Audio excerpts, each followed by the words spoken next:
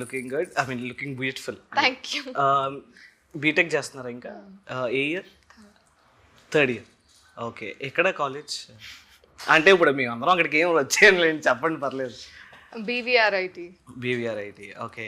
Branch mechanical అన్నారు కదా. Mechanical అంటే లైక్ చాలా మంది మెకానికల్ చూస్ చేసుకోరు కదా, మీరు మెకానికల్లోకి ఎలా?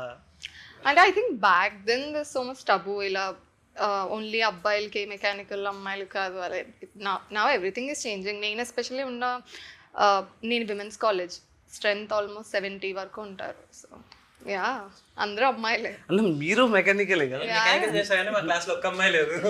అప్పట్లో ఈ థాట్ ప్రాసెస్ ఉండేది.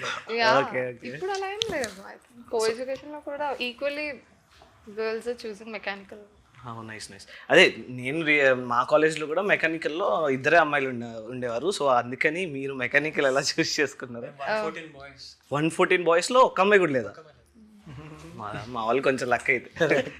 సో బీటెక్ చేస్తూ యూఆర్ మూవీస్ కూడా చేస్తున్నారు. ఇది మీ డెబ్యూ లీడ్ రోల్ కదా?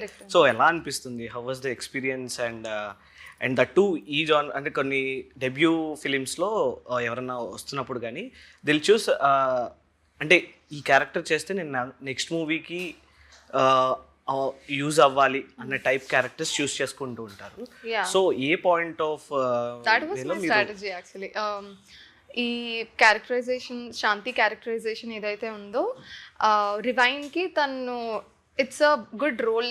What ever the Shanti did, తనకి ఈక్వల్ ఇంపార్టెన్స్ ఉంటుంది. అండ్ రివైన్ ఎందుకు అంటే I really believe in the screenplay and story అంతా కూడా. నాకు నేను ఫస్ట్ విన్నప్పుడు నరేషన్ నాకు అర్థమైంది. సో మాకు ప్లస్ పాయింట్ ఏంటంటే వాట్ ఎవర్ హీ విజువలైజ్డ్ అది మాకు స్క్రీన్ మీద కనిపించింది. So yeah, I trust. Okay. So